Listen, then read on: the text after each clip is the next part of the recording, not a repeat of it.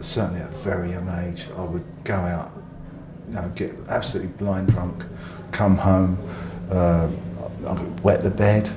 When I was like living with my mum, I had two younger sisters living at home, and I'd done things like I'd come home drunk, I'd go into my own room, go to sleep, wake up to go to the toilet. But instead of going to the toilet, I'd like wee up the curtains, and eventually, I couldn't really stay at home because I was getting the police coming round. I was quite often being locked up in police cells, drunk and fighting. Why do I think I was drinking so much? So, do you know, I thought it was normal. As daft as it sounds, I just thought everybody was doing what I was doing. I didn't think I was being abnormal. My understanding around alcoholism now is that once you start drinking, you kind of like get a flavour going that makes you want to start drinking more. And I was totally unaware of that.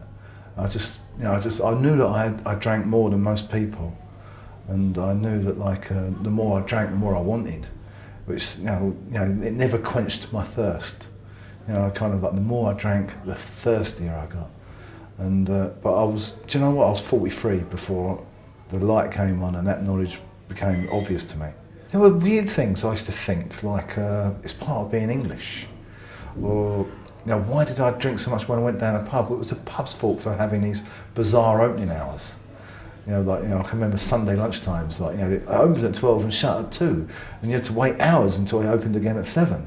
And thinking about it now, with what you know now, why do you think you were drinking so much? Yeah, I think I was drinking so much because I was alcoholic and didn't know it. I think that once I start drinking, me personally, whereas other people can have a few drinks, go home, I kind of don't want to go home. I want to carry on drinking. I always want to carry on drinking.